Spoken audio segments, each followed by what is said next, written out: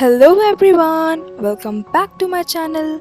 Guys, आज मैं वापस आ गई हूँ एक बहुत अलग प्यारी और रोमांटिक लव स्टोरी की एक्सप्लेनेशन लेकर। गाइस, अगर आपको मेरी एक्सप्लेनेशन अच्छी लगती है तो प्लीज़ लाइक शेयर सब्सक्राइब कर लीजिएगा, क्योंकि उससे मुझे काफ़ी ज़्यादा मोटिवेशन मिलता है।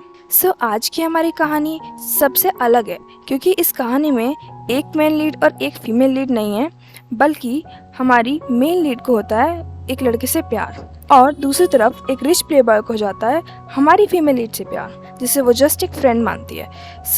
इनमें से किसको चुनेगी हमारी फीमेल लीड? यही है हमारी मेन स्टोरी। तो हमारी स्टोरी स्टार्ट होती है और हमें हमारी फीमेल लीड अकारी को दिखाया जाता है।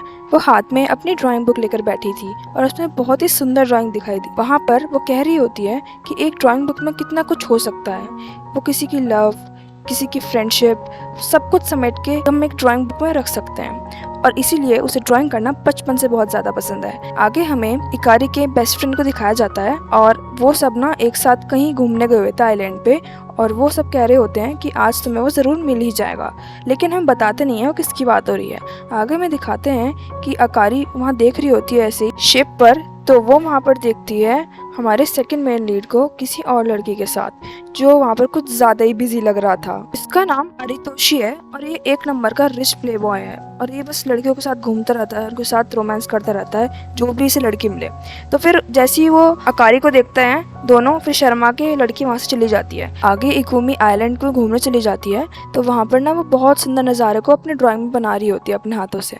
तो फिर वहाँ पर अचानक से उसकी ड्राइंग भी गिर जाती है, और सामने ना उसे ये सब करते हुए हमारा मेन लीड इकुमी देख रहा था। तो जैसे ही उसकी ड्राइंग बुक गिरती, इकुमी आकर अकारी की ड्राइंग बुक और पेंसिल उठाकर उसे देता है। तो अकारी तो बस उसे देखे जा रही थी इकुमी को, क्योंकि उसे वो बहुत ही ज़्यादा हैंडसम लगा था।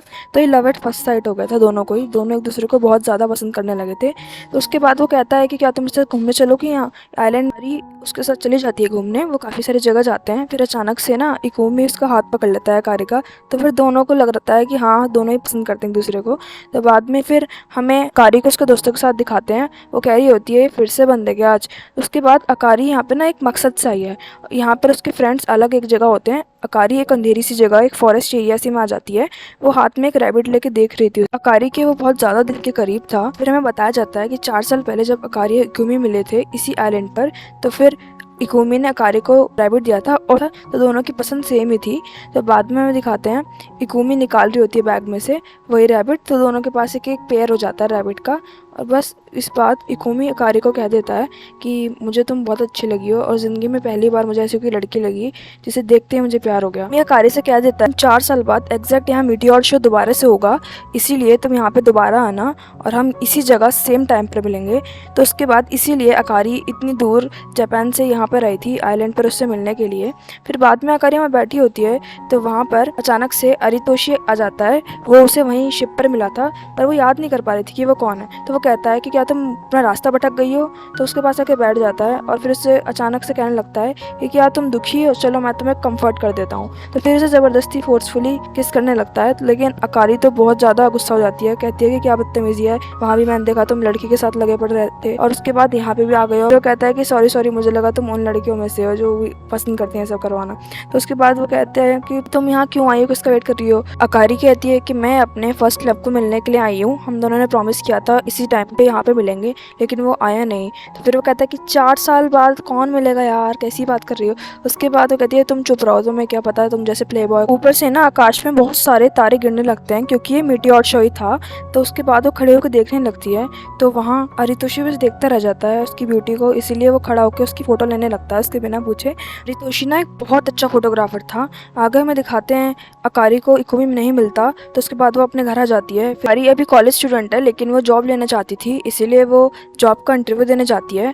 वो सब लोग उससे पूछते हैं कि आप आर्ट करना पसंद तो है, लेकिन आपके पास कोई डिग्री नहीं है, लेकिन आपका वर्क कैसा, आप दिखाएंगे ज़रा, कैसा रोल आपको चाहिए? लेकिन उसे तो इन सब का जवाब पता ही नहीं था, क्योंकि पहले कभी इंटरव्यू नहीं दिया था। तो वो घबरा जाती है और नहीं अच्छा इंटरव्यू जाता उसका। इधर हमें अरितोषी को दिखाया जाता है, वो यहाँ भी अपनी कंपनी में अपने किसी कलीग के साथ लगा हुआ था, और वहाँ उसे फ़र्क भी नहीं पड़ रहा था कोई आ रहा है कि कोई जा रहा है। उसके बाद हमें आगे आगे हमें नात्सुना को दिखाया जाता है। ये अकारी की बेस्ट फ्रेंड है। इसे थिएटर और ड्रामाज में पार्ट लेने का बहुत शौक है, लेकिन अब तक इसे कोई भी कॉन्टैक्ट नहीं मिलता बल्कि इसे सीखने के लिए पैसे और देने पड़ते हैं। तो इसे काफ़ी ज़्यादा पैसे देने पड़ते हैं, लेकिन इसे पैसे होते नहीं है, तो ये छोटी मोटी जॉब ढूंढती रहती है हर वक्त। अकारी का ना इंटरव्यू अच्छा नहीं गया होता, तो वो बहुत ज़्यादा बुरा फील कर रही होती है। तो वो यामातो के रेस्टोरेंट में खाना खाने आती है। यामातो उसका बेस्ट फ्रेंड है। तो यामातो, नात्सुना और अकारी बचपन से बहुत अच्छे दोस्त हैं। तो यामातो उससे कह रहा होता है कि कोई बात नहीं, अगली बार मेहनत करना और बहुत अच्छा करके आओगे तुम। वो उसकी फेवरेट डिश बनाता है, उससे पता है उसे क्या पसंद है, क्योंकि वो उसे बचपन से पसंद करता है। लेकिन अकारी की तरफ से ऐसा कोई सिग्नल नहीं है, तो वो आज तक नहीं बोल पाया इस बात को उससे। आगे हमें दिखाते हैं, अकारी अपनी ड्राइंग बुक देख रही होती है, वो याद कर रही होती है सारे पल इकुमी के साथ। कितना अच्छा दिन था वो, जब उससे मुलाकात हुई थी और उसने उसे रैबिट दिया था, सब याद कर रही होती है। इधर वो बात करने जाती है अकारी नात्सुना से। तो नात्सुना से कह रही होती है वो कि तुम तो कितनी अच्छी हो, तुम तो बहुत कुछ आता है, मुझे तो कुछ नहीं आता।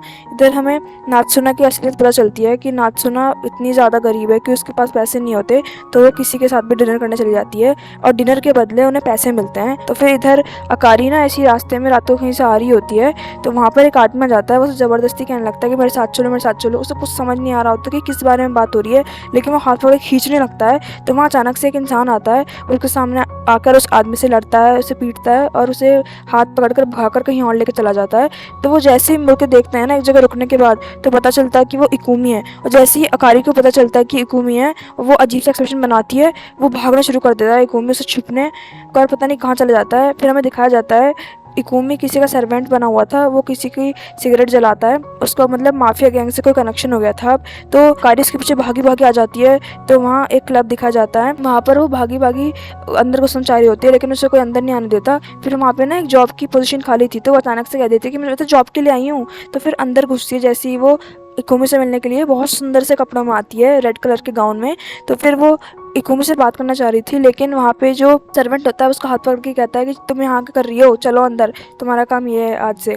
तो उधर क्या करना होता है, जो भी गेस्ट आए उनके साथ बैठकर उनसे बातें करनी होती हैं, उन्हें कंपनी देनी होती है, उनके साथ ड्रिंक करनी होती है। तो उसके बाद अकारी तो बार बार इकुमी को देखे जा रही थी, उससे बात करने की कोशिश कर रही होती है, लेकिन इकुमी से पूरी तरह से इग्नोर कर रहा होता है और वहाँ पर वो बिजी हो जाती है उन सब क्लाइंट्स के साथ। फिर अचानक से वो बहुत ज़्यादा ड्रिंक कर लेती है और बाद में ना ड्रिंक होने के बाद उसकी फ्रेंड को दिखाया जाता है, नात्सुना को। नात्सुना भी बहुत ज़्यादा डिप्रेस होती है आज, क्योंकि उसको कोई क्लाइंट नहीं मिला होता जो उसको डिनर पे ले जाए और पैसे दे दे। उधर हमें यामातो को दिखाते हैं, वो परेशान हो रहा होता है अकारी के लिए, बहुत रात हो चुकी होती थी। तो अकारी वहाँ बहुत ज़्यादा ड्रंक हो जाती है, वो नशे नशे में इकुमी को कह रही होती है इकुमी चैन, तुम आखिर मुझे मिल ही गए। तो उसके बाद उसके साथ एक लड़की होती है जो उसके साथ बैठी होती है, तो वो इकुमी को रात को कह देती है कि इकुमी मैं जा रही हूँ, तुम इसका बैग पकड़ो और इसे सही जगह पे छोड़ आना, मुझे नहीं पता अब इसके बारे में। इधर हमें अरितोशी को दिखाया जाता है, वो किसी और लड़की के साथ होता है इस वक्त, और वो अकारी की ड्राइंग बुक देख रहा होता है, क्योंकि अकारी और वो जब मिले थे तो उसकी ड्राइंग बुक वहीं रह गई थी। तो उसे वो ड्राइंग बुक बहुत अच्छी लगती है, वो सारी इमोशंस फील कर पा रहा था। उधर हमें अकारी को दिखाया जाता है, वो बहुत ज्यादा ड्रंक थी, इसीलिए इकुमी को उसे अपनी पीठ पर बिठा कर लाना पड़ता है। और बाद में वहाँ पे यामातो आ जाता है, क्योंकि यामातो को फोन किया था इकुमी ने उसे ले जाने के लिए। तो फिर वो पूछता है कि तुम कौन हो और तुमने क्या किया इसके साथ कि इतनी ड्रंक है। इसके बाद वो कुछ बोलता नहीं है, वहाँ से चला जाता है चुपचाप। फिर अगले दिन दिखाया जाता है हमें, कारी कॉलेज जाती है अपने दोस्त के पास। तो नात्सुना उससे कह रही होती है कि उससे मिली तो वो कहते हैं हाँ मैं उससे मिली थी। फिर घर आके वो रोती हो बहुत कि उसने उससे बात नहीं करी। उधर यही हाल हो रहा होता है इकुमी का भी, वो बस उसके दिए हुए गिफ्ट छोटे से रैबिट को देखे जा रहा होता है बार बार। नात्सुना यामातो को बहुत ज़्यादा पसंद करती थी, लेकिन आज तक वो भी नहीं बोल पाई थी।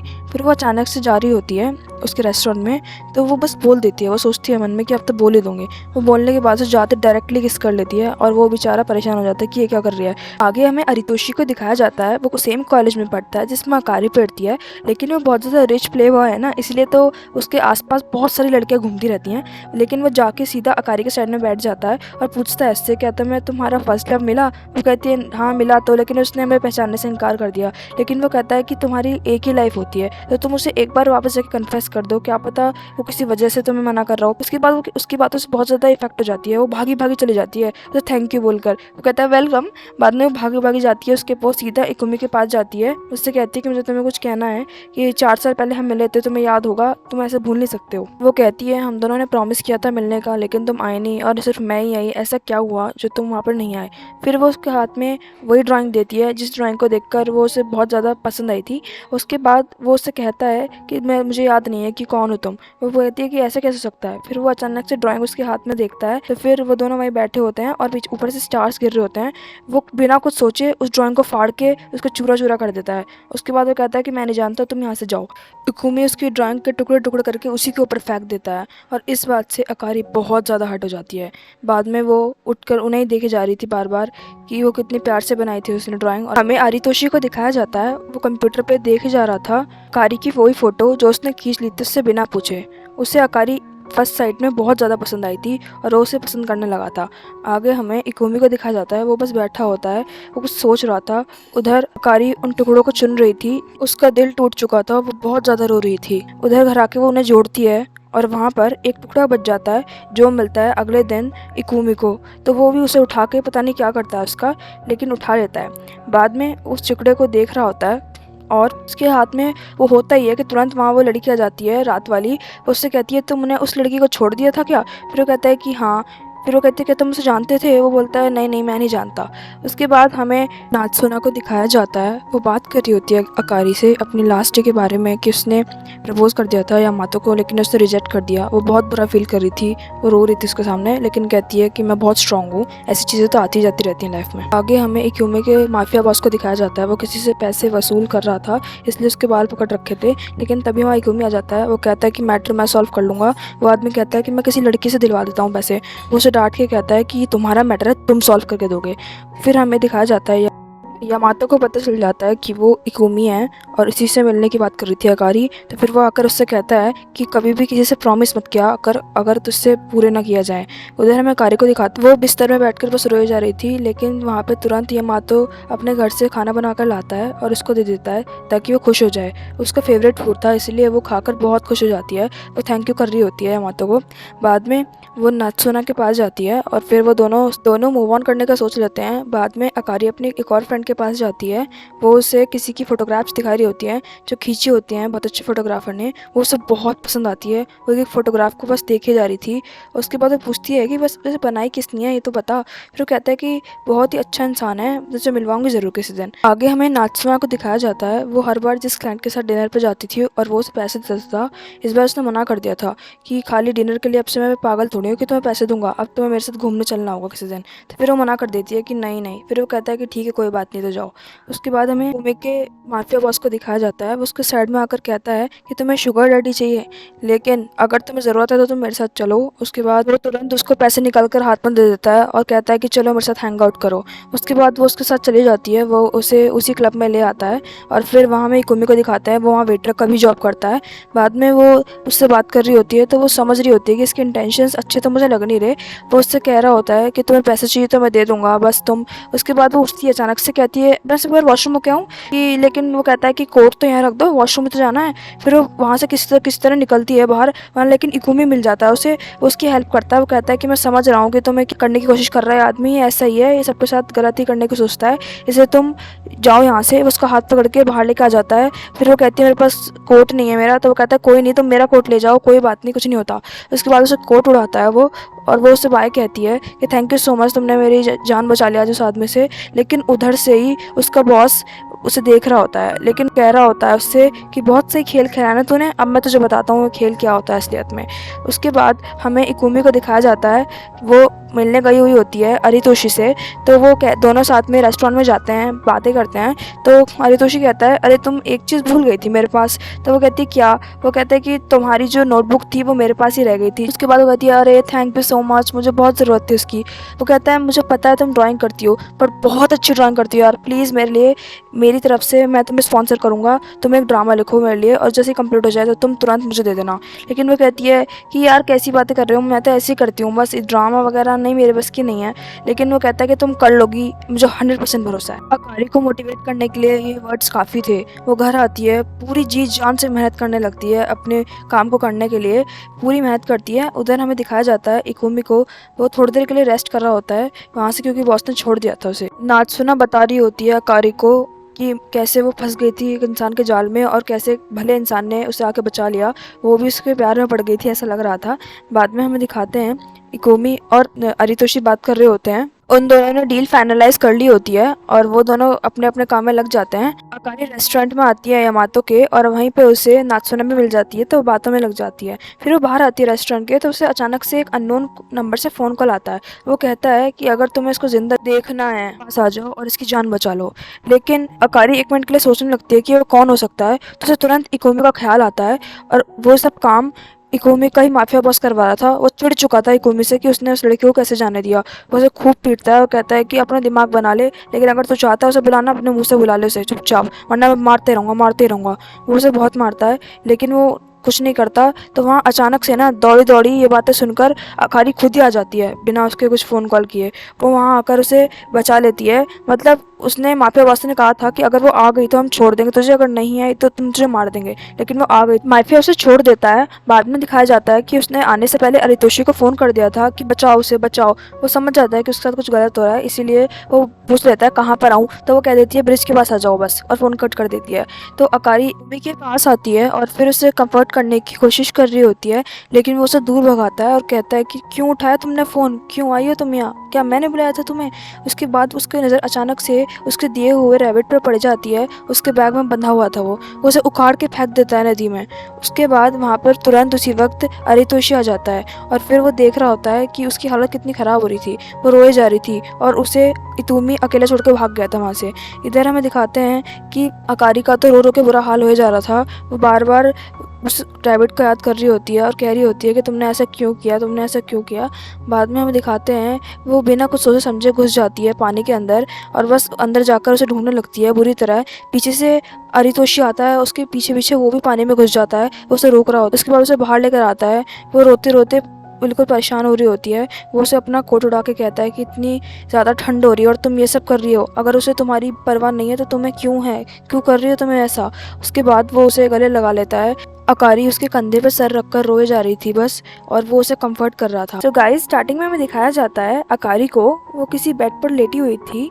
अचानक से वो आँख खोलती है और फिर साइड में मुड़कर देखती है तो वहीं पर अरितोशी भी लेटा हुआ था। उसे देखकर वो काफ़ी ज़्यादा चौंक जाती है और परेशान हो जाती है कि ये सब कैसे हो गया, कि क्या हो गया, मैं कहाँ पर हूँ। उसके बाद अरितोशी भी उसकी आवाज़ सुनकर उठ जाता है और फिर वो बोलने लगता है जानबूझकर कि कैसी रही तुम्हारी रात, और तुम रात को बहुत परेशान दिख रही थी। तो फिर वो डरने लगती है कि ये कैसे हो सकता है, ऐसा तो कुछ नहीं हुआ। उसके बाद वो हंसता है, फिर कहता है कि अरे नहीं नहीं, मैं तो मजाक कर रहा हूँ, ऐसा कुछ नहीं हुआ। वो तो तुम बहुत रो रही थी तो तुम्हें बहुत ज़्यादा हाई फीवर हो गया था, इसीलिए मैं तुम्हें अपने घर ले आया, क्योंकि मुझे तुम्हारा एड्रेस भी नहीं पता था। उसके बाद उसे पानी की बॉटल देके उसका फीवर चेक करने लगता है। अकारी पहले डर जाती है कि हाथ क्यों आगे ला रहा है। उसके बाद जब वो सर पर लगाता है तो वो समझती है कि अच्छा फीवर चेक कर रहा है। फिर बाद में वो पूछता है कि कितनी पागल लड़की हो तुम रात को इतनी ठंड में वो भी कैसे घुस सकती हो पानी में, वो भी एक छोटे से रैबिट के लिए। फिर उसके बाद वो हंसने लगती है, कहती है मैं तो सच में बेवकूफ़ ही हो गई हूँ। बाद में फिर वो उसके बाथरूम में जाते हैं और फिर देखती है कि वहाँ तो लड़कियों का सामान है और आसपास भी देखती है कि लड़कियों का सामान है। वो उससे पूछती है कि क्या तुम ठीक हो रियल लाइफ में। फिर वो कुछ नहीं कहता, लेकिन बाद में फिर ना वो तोशी को दिखाया जाता है, वो बहुत देर से अकारी का बैग देखे जा रहा था कि उस पर रैबिट नहीं है। फिर वो जाता है कहीं और वहाँ से कुछ लेकर आता है। बाद में जब अकारी घर से बाहर निकलती है तो फिर वो देखती है कि उसके बैग पे तो रैबिट वापस आ गया है। तो फिर उसे समझ में आता है कि रात को इतनी ठंड में अरितोशी पानी में जाकर उसका रैबिट लेकर आया। फिर हमें एक लड़की को दिखाते हैं, वो बहुत देर से अकारी को घूर रही थी छुप छुप के, पर हमें बताती नहीं है कि वो कौन है। बाद में हमें यामातो को दिखाते हैं, वो बहुत देर से फ़ोन कर रहा होता है अकारी को कि मुझे समझ नहीं आया तुम रात को कहाँ चली गई थी, मैं हर जगह फ़ोन मिला रहा था। फिर वो कहती है कि नहीं ऐसा कुछ नहीं है, मैं आने वाली हूँ अब। नात्सुना इकुमी के पास वापस जाती है उसका कोट वापस करने। तो फिर इकुमी उसे एक अलग सी जगह पर ले जाता है ताकि वहाँ पर उसे कोई माफिया बॉस ना देख पाए। तो फिर ऊपर जाते हैं छत पे, तो फिर उन्हें वापस कर रही होती है उसके कोट और पैसे। फिर उससे कहती है कि आप मेरी मूवी का टिकट ले लो और फिर देख लेना फ्री में मेरा शो। तो फिर वो कहता है कि मैं आ नहीं पाऊँगा, पर वो उसे इंसिस्ट करती है। तो वो कहता है कि ठीक है मैं कल ज़रूर आऊँगा टाइम निकाल कर। बाद में हमें अकारी और नात्सुना को दिखाते हैं, वो बातें कर रहे होते हैं। तो अकारी कुछ लेने के लिए बाहर चली जाती है, तो फिर नात्सुना अकारी की ड्राइंग देखने लगती है। तो वो देखती है कि उसमें तो फटी हुई एक ड्राइंग है जिसमें एक छोटा सा छेद है। तो फिर अपनी जेब से एक छोटा सा पीस ऑफ पेपर निकालती है और मैं उसमें फिट करने की कोशिश करती है, तो वो अच्छे से फिट हो जाता है। तो वो समझ जाती है कि जो पीस इकोमी के कोट से मिला था वो यही है। तो वो सोचने लगती है कि इनमें क्या रिलेशन हो सकता है कि इसका फटा हुआ पेपर उसके पास निकला। जैसे ही इकोमी आती है वो उस ड्राइंग को छुपा देती है और वहाँ से जाने की जल्दी करती है। बाद में हमें इकोमी के माफिया बॉस को दिखाते हैं, वो सर प्लान कर रहे होते हैं कुछ बड़ा करने का और वो काम सिर्फ इकोमी को करना होगा। तो फिर वो कहते हैं इकोमी से जाकर कि तुम्हें ये काम करना होगा, सॉरी अगर तुम्हें नहीं अच्छा लगे लेकिन तुम्हें करना तो पड़ेगा ही है। उसके बाद वो उसे एक फ़ाइल देते हैं, तो वो फाइल को रखने जाता है एक सही जगह, तो अचानक से एक पेपर निकल आता है और वो होता है जिस रेस्टोरेंट में पहले वो वर्क करता था।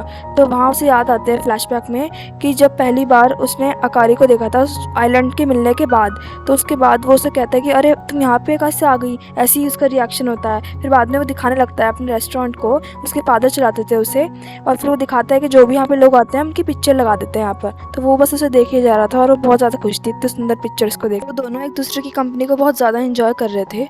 बाद में हमें दिखाते हैं नात्सुना की परफॉर्मेंस का डे आ जाता है। तो फिर इधर से इकुमी जाता है, इधर से अकारी आ रही होती है क्योंकि अकारी ने भी उसकी परफॉर्मेंस का टिकट खरीदा था। तो बाद में वो जगह ढूंढने लगते हैं कि किस जगह उसकी परफॉर्मेंस है। तो वो ऐसे ही जा रहे होते हैं तो अचानक से इकोमी की निगाह पड़ जाती है अकारी पर, वो भी आई होती है वहाँ पर यामातो के साथ। तो फिर वो देखता है यामातो और अकारी को, तो छुप के खड़ा हो जाता है कहीं साइड में ताकि वो उसे देख ना सके। उधर यामातो और अकारी बात कर रहे होते हैं कि इसकी परफॉर्मेंस के बाद कहीं जाना है हमें, चलोगी क्या? तो वो कहती है अकारी कि हाँ ठीक है चलूँगी। तो इधर हमें दिखाया जाता है परफॉर्मेंस से पहले यामातो ने नात्सुना से बात की थी कि आज वो अकारी को अपना लव कन्फेस कर देगा और इसीलिए वो उसे अलग जगह लेकर जाने वाला था परफॉर्मेंस के बाद। आगे हमें अरितोशी और उसकी कोवर्कर को दिखाया जाता है। वो दोनों अडल्ट रिलेशनशिप में थे लेकिन वो दोनों गर्लफ्रेंड बॉयफ्रेंड नहीं थे। तो फिर अरितोशी कह देता है कि अब से मैं इस रिश्ते को तोड़ रहा हूँ और हम ऐसा कुछ नहीं करेंगे। ये वही लड़की है जो अकारी को घूर घूर कर देख रही थी जब वो अरितोशी के घर से बाहर आई थी। वो बहुत दुखी दिख रही थी अरितोशी की इस बात से, लेकिन वो दिखाने नहीं चाहती थी कि वो दुखी है। आगे हमें दिखाते हैं नात्सुना की परफॉर्मेंस हो जाती है और वहाँ पर इकुमी नहीं आता और अकारी और यामातो दोनों नात्सुना को कहते हैं कि बहुत अच्छी परफॉर्मेंस थी तुम्हारी। फिर उसके बाद नात्सुना एक बहाना बना देती है और अकारी और यामातो को भेज देती है जहाँ उन्हें जाना था। हमें अरितोशी को दिखाया जाता है वो इकुमी से मिलने गया था उसके क्लब में। तो फिर वो जाकर उसे ऊपर छत पर ले आता है और उससे कहता है कि अच्छा तुम इकुमी हो ना? फिर वो कहता है कि हाँ। फिर बोलता है कि तुम ही अकारी के फर्स्ट लव हो ना? तो फिर वो कुछ बोलता नहीं है। तो वो कहता है कि तुमने आज तक उसका बहुत दिल दुखा लिया, लेकिन आज के बाद से मैं उसके साथ हूँ, अब मैं उसे दुनिया की सारी खुशियाँ दूंगा, तो उसके बारे में तुम भूल जा।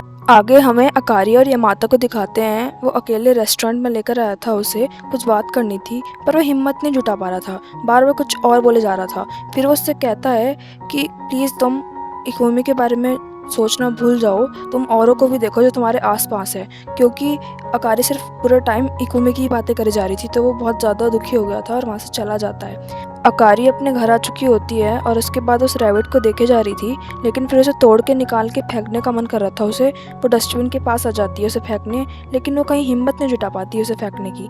बाद में हमें इकुमी को भी दिखाते हैं, वो भी उस रैबिट को ही देखे जा रहा था और कहता है कि मैं उसको दुखी नहीं देखना चाहता। अब आगे हमें दिखाते हैं अकारी को अरितोशी ने बुलाया था एक जगह जल्दी जल्दी कि प्लीज़ आ जाओ कुछ काम है। तो उसको वो एक डायरी सी देता है, उसमें उसकी वही फ़ोटो होती है जो उसने खींच ली थी जब वो मीटियोर शो देखने गए थे आइलैंड पर। तो वो उसे देखकर कहती है कि ये तुमने कब खींची, इसमें तो मैं लग ही नहीं रही कि ये मैं हूँ। वो कहता है कि हाँ तुम बहुत सुंदर लग रही हो और एक्सप्रेसिव भी। तो बाद में वो बोलना शुरू करता है, वो कहता है कि मुझे पता है तुम इकुमी को बहुत ज़्यादा पसंद करती हो और तुम किसी और को उस तरह नहीं देख सकती जैसे इकुमी को तुमने देखा उस वक्त, लेकिन फिर भी मैं कहना चाहता हूँ कि उसे भूल जाओ कि वो इतना अच्छा नहीं है। मैं तुम्हें फोर्स नहीं करूँगा, लेकिन तुम सोचो हम क्या। कहता है कि क्या हम फ्रेंड्स बन सकते हैं? तो वो हाथ बढ़ाती है अपना आगे, तो उसका हाथ पकड़ के खींच लेता है वो अपनी तरफ। फिर बोलता है कि तुम्हें पता है मैं तुम्हें पसंद करता हूँ। लेकिन वो थोड़ी देर के लिए हॉपलेस हो जाती है और कहती है कि ये क्या कह रहे हो, अभी तुमने कहा कि फ्रेंड, अब कह रहे हो कि मैं पसंद करता हूँ। तो कहता है कि मैं तुम्हें फोर्स नहीं कर रहा, लेकिन मैं कह रहा हूँ कि तुम सोचना ज़रूर मेरे बारे में कि मैं कैसा इंसान हूँ और क्या मैं तुम्हें लॉयल रहूँगा। तुम एक बार ज़रूर सोचना मेरे बारे में। वो उसे फिर गले लगा लेता है और उसके बाद थोड़ी देर के लिए तो अकारी हक्की बक्की रह जाती है। फिर इधर हमें दिखाया जाता है अकारी घर आके यही सोचे जा रही थी कि ये सब क्या हो रहा है, सब कुछ लव ट्रायंगल बनता जा रहा है। बहुत बाद अकारी अगले दिन दिखाया जाता है अपने काम पर जा रही होती है, तो अरितोशी की वही कोवर्कर उसके पास आकर कहती है, अच्छा तुम वही हो ना अकारी जिसे अरितोषी बहुत पसंद करता है, लेकिन एक बात बता दूं कि मैं प्रेग्नेंट हूँ। तो फिर वो सोचकर ये बात कहती है ताकि अकारी ये सब सुनकर कुछ उल्टा सीधा कह दे, लेकिन वो कुछ कहती नहीं है। फिर वो आग लगाकर चली जाती है अकारी और अरितोषी के बीच में।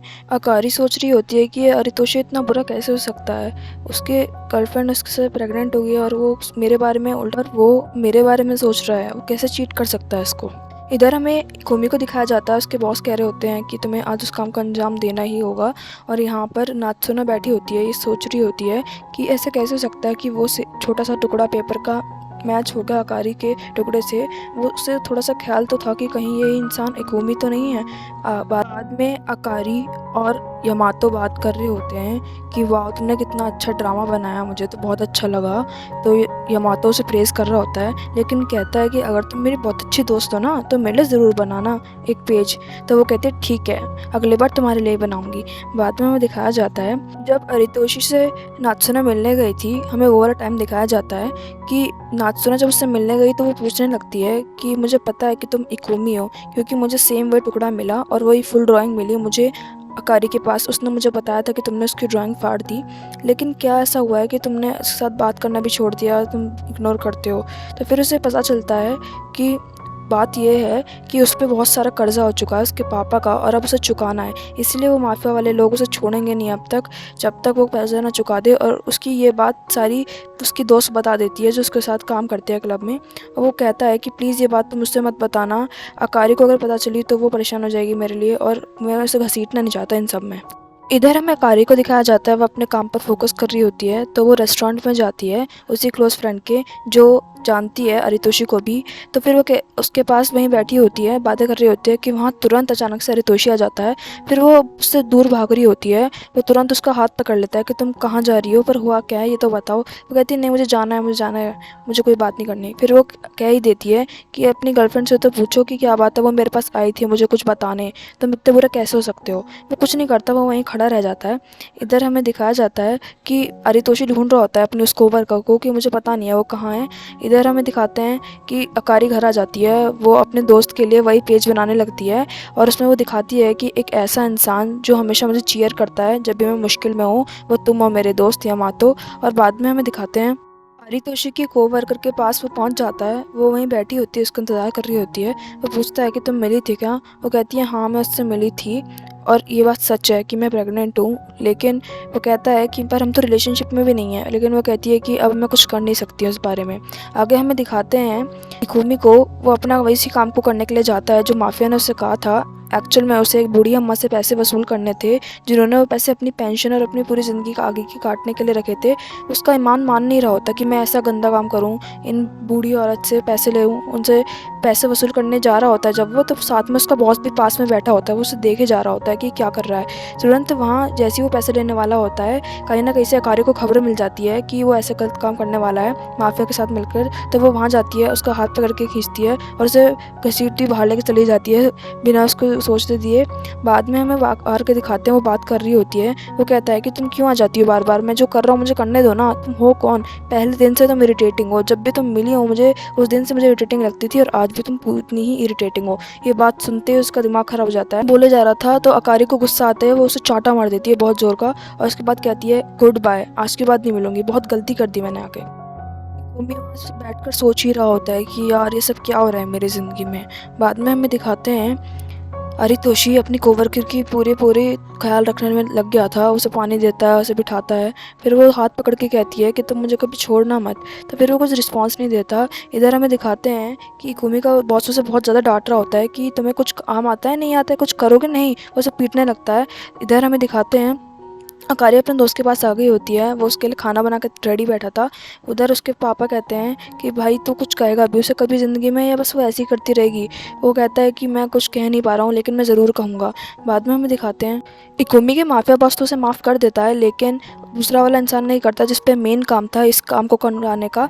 बाद में हमें दिखाते हैं अकारी बात कर रही थी अपने दोस्त से, तो वो बताने लगती है कि कैसे जब वो मिलने गई थी इकुमी से तो पहले तो वो मना करने लगा कि ऐसा कुछ नहीं है, मैं नहीं जानता अकारी को। फिर लेकिन उसकी दोस्त आ जाती है और वो बताने लगती है कि उस पर लोन है, इसी वजह से वो उसे यहाँ माफिया के साथ काम करना पड़ रहा है। और इस तो अकारी ये सब जान के काफ़ी ज़्यादा शॉक में जाती है। और लेकिन उसने कहा था कि जैसे बताना मत, लेकिन दोस्त तो ज़रूर दोस्त का साथ देगी। इधर हमें दिखाते हैं अरितोषी और उसके कोवर्कर को। वो अरितोषी कह रहा होता है कि मुझे पता है कि ये सब गलती से हो गया है, लेकिन मैं बच्चे का पूरा ख्याल रखूँगा, लेकिन मैं इस रिलेशनशिप को आगे नहीं बढ़ाऊँगा बिल्कुल भी। तो फिर वो गुस्से में आ जाती है, वो सारा सामान फेंकने लगती है इधर-उधर, बहुत ज़्यादा रोने लगती है।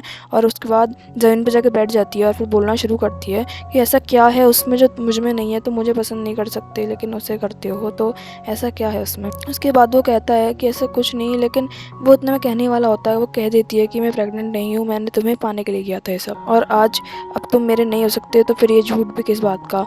तुम जाओ, तुम्हें जहाँ जाना है। बाद में हमें दिखाते हैं जैसे ही कारी को ये सब बातें पता चलती हैं, वो भागी भागे जाती है कुमी के पास। लेकिन वहाँ जब वो जा रही होती है, वो सब बातें याद कर रही होती है कि क्या वजह हो सकती थी, तो वो सब पता चल जाती है आज वो वजह। तो इधर हमें दिखाते हैं कि वो जब जा रही होती है तो सीधा क्लब पहुँचती है, अंदर घुसती है, तो फिर वो पूछने लगती है कि इकोमी कहाँ पे है। तो वहाँ पर इकोमी होता नहीं है, उसका माफिया बॉस होता है। वो कहता है कि वो यहाँ से नहीं जा पाएगा, मुझे पता है तुम उसे यहाँ से ले जाने आई हो, लेकिन अगर वो लोन नहीं चुका सकता तो तुम चुका दो। लेकिन इतनी अकल तो होती है अकारी में कि उससे कैसे काम करवाएगा। इसलिए वो कह देती है कि मुझे पता है, ये बात जानकर कि मैं ऐसे काम कर रही हूँ अच्छा नहीं लगेगा इकोमी को, इसलिए मैं ऐसे नहीं करूँगी। तो माफिया बॉस कहता है तो फिर दफ़ा हो जाए यहाँ से, तुम्हें यहाँ तुम्हारी कोई ज़रूरत। अकारी वहाँ से जा ही रही होती है अपने घर की तरफ, तो तुरंत उसका कोई हाथ पकड़ लेता है। पीछे मुड़ के देखती है तो पता चलता है कि ये तो दूसरा वाला माफिया है जो बहुत गुस्सा हो गया था इकोमी पर जब उसने काम नहीं किया था। उधर वो जब जा रही होती है तो वो उसे हाथ पकड़ के खींच कर अजीब सी जगह पर ले आता है, वो उसे पटक देता है एक जगह। फिर वो उससे कह रहा होता है कि तुमने ही आज काम नहीं करने दिया ना उस बूढ़ी औरत का, आज तुम्हारी वजह से मेरा काम रुका है और मैं परेशानी में हूँ, अब तुम देखना मैं तुम्हारे साथ क्या करता हूँ। उसके बाद वो बहुत डर रही होती है, वो साइड में बैठी होती है, उसका कॉलर पकड़ता है, वो उसे कुछ करने वाला होता है कि तुरंत वहाँ पर यमातो आ जाता है, वो उसका पीछे से पकड़कर मारने लगता है।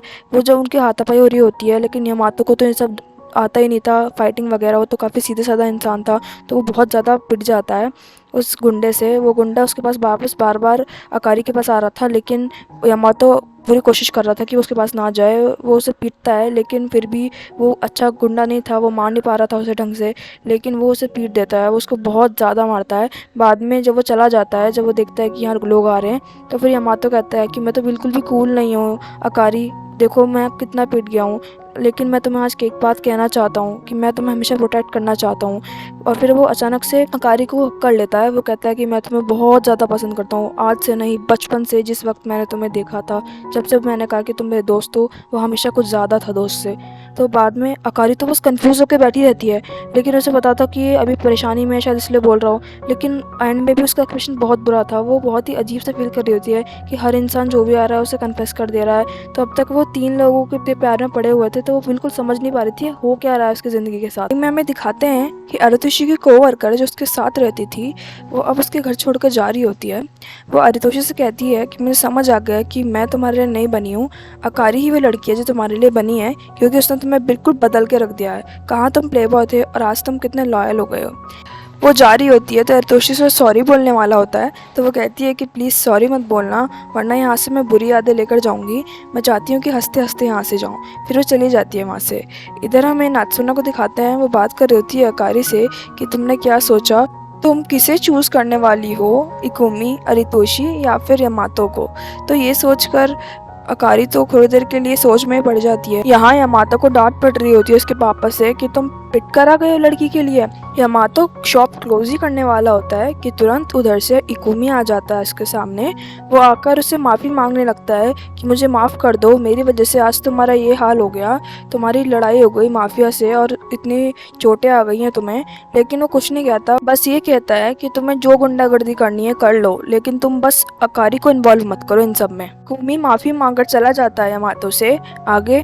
अकारी अपने दोस्त के कैफ़े में आ जाती है और वहाँ जाकर अपने मांगा के फ़ोटोज़ को देखे जा रही थी। उसे अपने दोस्तों के फ्लैशबैक याद आ रहे थे, कैसे यमातो ने उसे अपनी फीलिंग्स बताई, उसके बाद अरितोषी ने। लेकिन इकुमी ने आज तक कुछ नहीं कहा, वो खड़ा होकर बस देखे जा रही थी उन फ़ोटोज़ को। उधर से तुरंत तभी अरितोषी की कोवर्कर आ जाती है, उसके साइड में आकर खड़ी होकर कहती है कि मुझे पता चल गया है कि मैं उसके लिए बिल्कुल ठीक नहीं हूँ और तुम उसके लिए बिल्कुल ठीक हो, क्योंकि मैंने तुम्हारा ड्रामा पढ़ा और मुझे पता चला कि तुम कितनी अच्छी लड़की हो, मैं तो बिल्कुल भी ऐसी नहीं हूँ। फिर कहती है कि मैंने झूठ बोला था कि मैं प्रेग्नेंट हूँ, क्योंकि मुझे अरितोषी को पाना था किसी भी हालत में, लेकिन वो कोई चीज़ नहीं है जिसे मैं पा सकूं, इसलिए अब मैं ये सब छोड़ छाड़ के जा रही हूँ।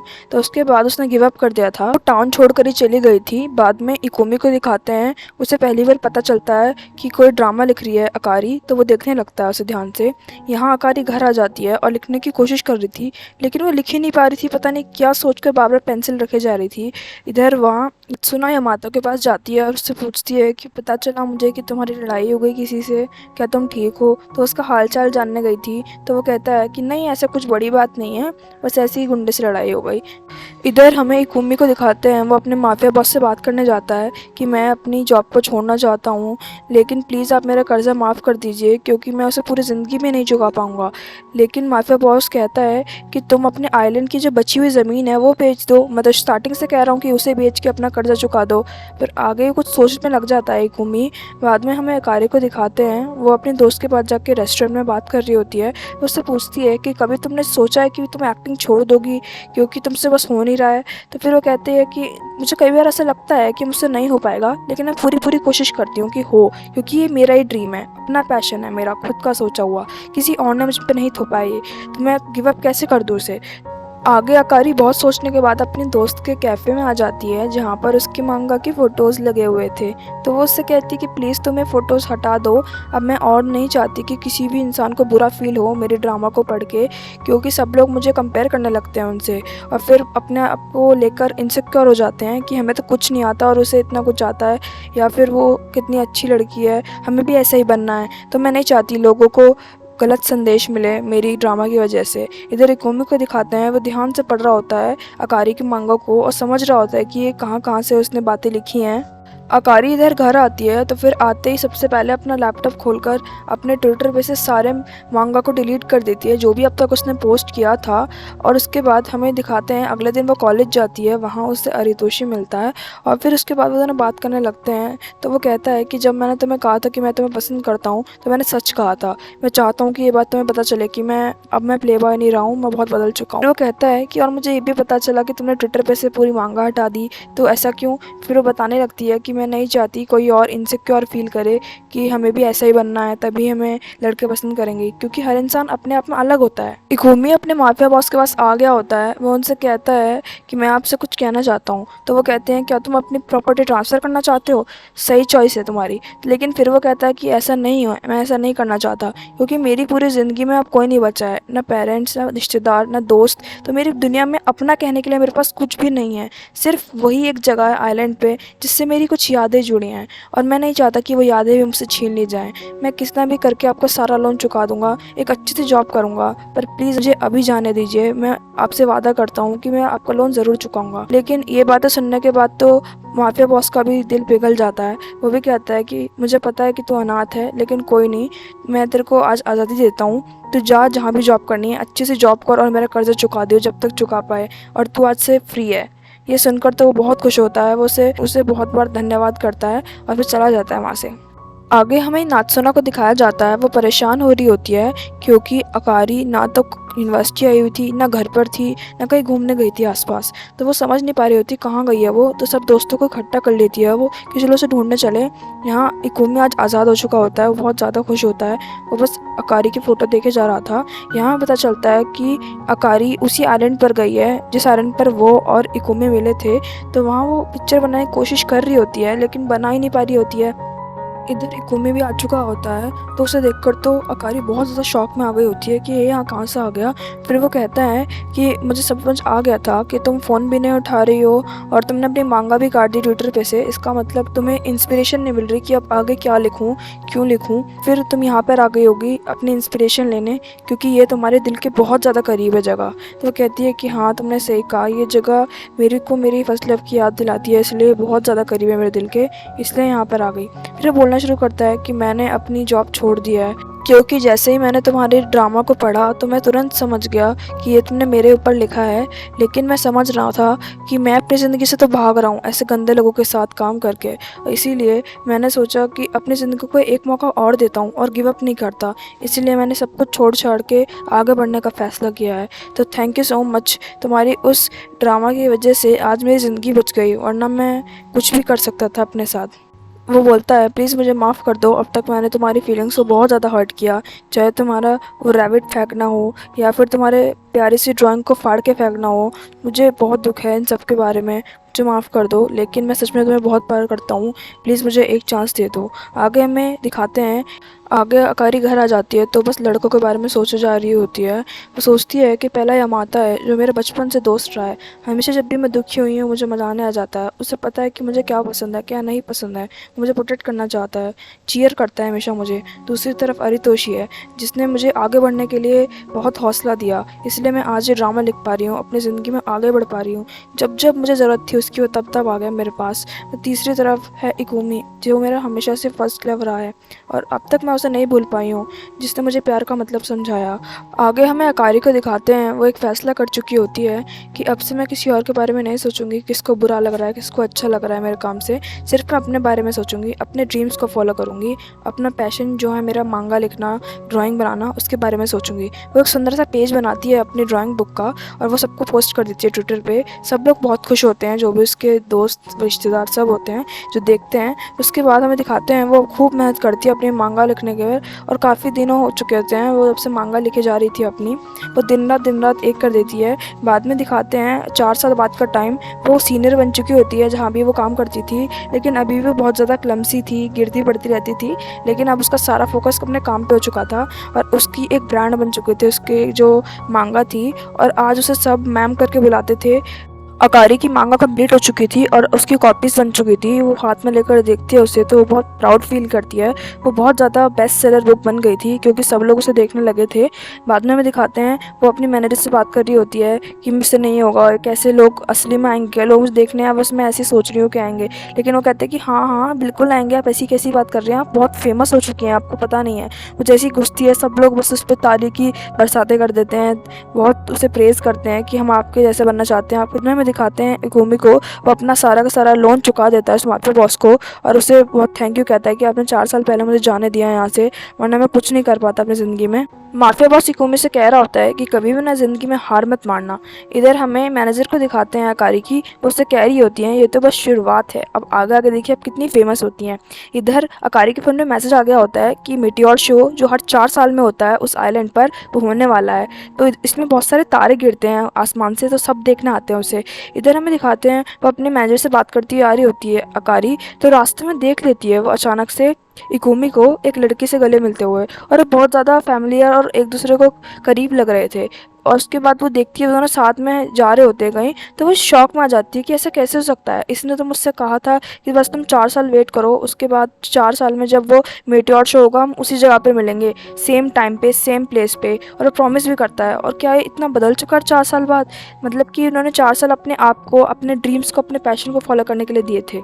इधर अकारी अपने बुक के फेमस होने पर सबको पार्टी दे रही होती है। यामातो भी, नात्सुना सब वहीं पर होते हैं और अपना यामातो और नात्सुना ने डेट करना स्टार्ट कर दिया होता है, उन्हें 1 डेढ़ साल हो चुका होता है डेट करते हुए। तो उधर अचानक से ना अरितोषी की एंट्री होती है फ्लावर बुके के साथ। वो अभी अभी इंग्लैंड से लौटा था, वो बहुत अच्छा फोटोग्राफर बन चुका होता है। फिर उसे कॉन्ग्रेचुलेट करता है तो उसकी मांगा के ऊपर कि तुम बहुत फेमस होती जा रही हो, जापान में मुझे पता चला है। उसके बाद वो सब वहाँ बैठकर खूब सारी बातें करते हैं, ड्रिंक लेते हैं। उसके बाद वो ऐसे कह देती हैं हंसी हंसी में कि मुझे बहुत अच्छा लगा कि तुम आए। फिर वो कहता है अचानक से ठीक है तो फिर हक कर लो मुझे, तो कहती है कि अभी भी तुम्हारी फ्लर्ट करने की आदत गई नहीं ना। इधर अरितोषी थैंक यू कह रहा होता है अकारी को कि तुमने मेरी ज़िंदगी बदल दी, कहाँ मैं कितना बुरा लड़का था और अब मैं सिर्फ अपने ड्रीम्स को चेज़ कर रहा हूँ, तो मैं कितना कुछ पाता जा रहा हूँ। वो उसकी खुद की एल्बम दिखाता है, वो बहुत खुश होती है। बाद में अकारी को फ़ोन आता है कि उसकी मांगा एक अवार्ड फंक्शन के लिए सेलेक्ट कर ली गई है और उसे अवार्ड मिलने वाला है जल्द से जल्द। तो वो बहुत ज़्यादा खुश होती है, लेकिन एक बात उसे खटक रही होती है कि जब अवार्ड मिलने वाला है वो वही दिन है जब 4 साल बाद वो मिलने जाएगी इकुमी से उस आइलैंड पर। तो वो बहुत दुविधा में होती है कि जाए कि ना जाए ना। आगे हमें नात्सुना को दिखाया जाता है, वो रास्ते में चल रही होती है और पीछे पीछे यामातो होता है। वो किसी बात से गुस्सा होती है उस पर, वो कह रही होती है कि तुम्हें कुछ याद है नहीं है, जब भी आरी को देखते हो तो तुम बस भूल जाते हो जैसे मैं भी हूँ, क्या तुम अभी भी उसे पसंद करते हो? वो कहता है पर हुआ क्या है तो बताओ। वो कहती है कि आज हमारी फर्स्ट एनिवर्सरी है और तुम्हें इतना भी याद नहीं है। उसके बाद वो सॉरी सॉरी कहता है उसे। आगे हमें इकुमी को उसकी नई दोस्त के साथ दिखाया जाता है और यही वो लड़की है जिससे वो गले मिल रहा था। एक्चुअल में उसकी तब दोस्त बन गई थी जब उसने नई नई जॉब ज्वाइन की थी ये। उसके बाद हमें दिखाते हैं कि वो लड़की बहुत खुश होती है। वो कह रही होती है कि अब तो तुम अपने प्यार से मिलने वाले हो 4 साल बाद फाइनली। लेकिन तुरंत इकुमी के पास एक मैसेज आता है कि उसी दिन मांगा वाली जो ऑथर हैं उनको अवार्ड मिलेगा। इसीलिए वो सोचने पड़ जाता है कि अब वो क्या करेगी, क्या वो मेरे पास आएगी या फिर उस अवार्ड फंक्शन में जाएगी। इधर अकारी के फैन उसे बहुत ज़्यादा पसंद कर रहे होते हैं, उसके लिए काफ़ी सारे गिफ्ट्स भेजते हैं। वो तो बहुत नर्वस हो रही होती है कि ऐसा कैसे हो सकता है कि वो इतनी हिट जा चुकी है मेरी मांगा। और बाद में हमें दिखाते हैं अरितोषी कॉन्ग्रेचुलेट कर रहा होता है अवार्ड के लिए, तो वो कहती है कि थैंक यू सो मच। फिर बोलता है वो कि मैं जाने वाला हूँ कुछ टाइम बाद इंग्लैंड, तो अगर हम आखिरी बार मिले तो कैसे रहेगा। तो कहती है कि ठीक है, अगर मुझे टाइम मिला तो मैं आ जाऊँगी। इधर नात्सुना और यामातो को दिखाते हुए बात कर रहे होते हैं। यामातो कहता है कि जब तुमने मुझसे कहा कि क्या तुम अकारी को पसंद करते हो तो मैंने सोचा खुद भी इस बारे में काफ़ी, तो मुझे अब समझ में आया कि ऐसा नहीं है, वो सिर्फ मेरी एक अच्छी दोस्त है। अब पहले मैं उसे पसंद करता था लेकिन अब सिर्फ तुम ही हो जिसे मैं पसंद करता हूँ, क्योंकि हम दोनों काफ़ी मिलते जुलते हैं। तुम भी और के बारे में सोचती हो, मैं भी, और हम दोनों की काफ़ी चीज़ें सिमिलर हैं, इसलिए सिर्फ तुम ही एक हो। ये बात सुनकर बहुत ज़्यादा खुश हो जाती है नात्सुना तो, क्योंकि अब उसे अपना प्यार मिल चुका था। अकारी इरितोशी से मिलने जाती है तो वो वहाँ बैठ के उससे पूछने लगता है कि तुम अभी भी इकुमी के बारे में सोच रही हो ना। तो वो कहती है कि तुम्हें कैसे पता। वो कहता है आफ्टर ऑल हम फ्रेंड्स जो हैं। तो फिर वो कहने लगती है 4 साल पहले मैंने ये वादा किया था उससे कि मैं दोबारा तुमसे मिलने आऊँगी मिट्टू और शो के टाइम पर आइलैंड में, तो बस मैं उसी का वेट कर रही थी। लेकिन तभी एक दिन तुरंत मुझे अपने फैंस के गिफ्ट्स में से एक गिफ्ट मिला, वो इकुमी ने भेजा था। उसमें उसने लिखा था कि कोई ज़रूरत नहीं है तुम आने की, तुम सिर्फ अपनी लाइफ पे फोकस करो और अवार्ड फंक्शन अटेंड करना। अकारी कहती है कि शायद उसकी लाइफ में मैं इतनी इंपॉर्टेंट ही नहीं हूँ। उसके बाद वो दोनों बाहर आ जाते हैं तो वो बात करते करते कहने लगता है, आरितोशी बात करना शुरू करता है इकुमी से कि मैं हमेशा तुम्हें खुश देखना चाहता हूँ। 4 साल पहले जब मैं तुम्हें मिला था मैं कितना प्ले बॉय टाइप इंसान था और अब मैं तुम्हारे वजह से बिल्कुल बदल गया हूँ। जब मैंने देखा कि तुम कितनी स्ट्रांग हो, कितनी फिर्म हो एक ही इंसान के प्यार में, तो मैं समझ गया कि लॉयल्टी क्या चीज़ होती है, और उस साइड से मुझे तुम्हारी प्यार हो गया तुमसे। लेकिन क्या तुम मेरे साथ इंग्लैंड जाना पसंद करोगी। तो वो कुछ कहती नहीं है, तो वो समझ जाता है कि तुम नहीं जाना चाहती। तो कहता है कि चलो कोई बात नहीं, हम हमेशा फ्रेंड्स रहेंगे, जब भी तुम्हें मेरी ज़रूरत हो तो तुम ज़रूर बताना मुझे। बाद में हमें दिखाया जाता है आज वो दिन आ ही गया होता है जब अवार्ड मिलने वाला होता है कारी को उसकी बुक के लिए। तो यहाँ पर वो बहुत एक्साइटेड भी होती है, तो वो भागी भागी आती है अपने मैनेजर के पास, तो तैयार होने चले जाती है। लेकिन इधर इकुमी सोच में होता है कि क्या करेगी आज अकारी। तो इधर हमें दिखाते हैं अरितोशी मिलने जाता है इकुमी से। अर्तोशी कहता है कि कैसे हो तुम, बहुत सालों से नहीं मिले ना, तो क्या कर रहे हो आजकल। तो फिर थोड़ा बहुत पूछने के बाद वो उससे कहता है कि बस भगवान तुम्हें खुश रखे, और फिर कहता है क्या तुम मुझे पानी दोगे। वो इतने पानी के लिए जाता है तो वो इतने चला जाता है इंग्लैंड के लिए, तो वो समझ जाता है कि यहाँ से हमेशा के लिए जा रहा है। बाद में हमें दिखाते हैं अकारी को अवार्ड फंक्शन में, वो बहुत सुंदर लग रही होती है और काफ़ी ज़्यादा नर्वस होती है। लेकिन आज आगे अकारी की मैनेजर जाती है और सबको इंट्रोड्यूस करवाती है अपने आप से और अकारी से भी, और फिर कहने लगती है कि इनकी बुक आज बेस्ट सेलर बनी है और आज इन्हें अवार्ड मिला है, तो मुझे बहुत खुशी हो रही है। 4 साल पहले जब ये मुझे मिली थी तो काफ़ी नर्वस, काफ़ी अंडर कॉन्फिडेंट थी, लेकिन आज देखिए ये one of the best authors बन चुकी हैं जापान में। आगे हमें दिखाते हैं, वो बुक दिखाना शुरू करती है बुक के बारे में समरी, कि स्टार्टिंग में क्या होता है फिर क्या होता है। तो यही सब बातें अकारी भी सोच रही होती है खड़ी खड़ी कि किस तरह पहले सब कुछ बिखरा हुआ था, पहले वो साथ में मिले उसके बाद बिछड़ गए, बाद में वो उसकी हेल्प करने के लिए आया, फिर जब उसने उसे अपना पेपर दिखाया तो वो उसने पहचानने से इनकार कर दिया, उसके ऊपर ही फाड़ कर फेंक दिया उसे, फिर उसकी इंसल्ट करने लगा तो फिर उसने उसको चाटा मार दिया। फिर उसके बाद जब वो वापस से आइलैंड में मिले और अगले 4 साल बाद वापस मिलने का वादा किया, तो सारे इमोशंस उसके सामने आ चुके थे। फिर उसे स्टेज पर बुलाया जाता है तो वो थोड़ी देर के लिए कुछ सोच में पड़ जाती है, फिर सबको थैंक यू बोल के वो भागी चली जाती है कहीं, और वहाँ हमें दिखाया जाता है कि वो बहुत देर तक आइलैंड की तरफ जा रही होती है और आइलैंड पहुंच चुकी होती है। वो बहुत रात हो चुकी होती है, लेकिन वहाँ पर ही इकुमी भी होता है। वो उससे कहता है कि मैं लेट तो नहीं हो गया, तो वो कहती है कि नहीं नहीं मैं भी अभी आई हूँ। उसके बाद वो कहता है कि तुमने अपनी सेरेमनी कैसे छोड़ दी, ऐसा क्यों किया तुमने। तो फिर वो कहती है कि ऐसा कुछ नहीं है, क्योंकि मेरे लिए ज़िंदगी में तुम ज़्यादा इंपॉर्टेंट हो मेरी सेरेमनी से ज़्यादा। तो फिर वो अचानक से उसको बुरा भला होने लगती है कि वो लड़की कौन थी जिस दिन तुम उसे हक कर रहे थे, मैंने उसे देख लिया था, तुम उसके साथ रिलेशनशिप में मोना तुम बहुत बुरे हो, तो वो बहुत कुछ कहने लगती है। तो वो उसे हक कर लेता है और उसे शांत करा देता है।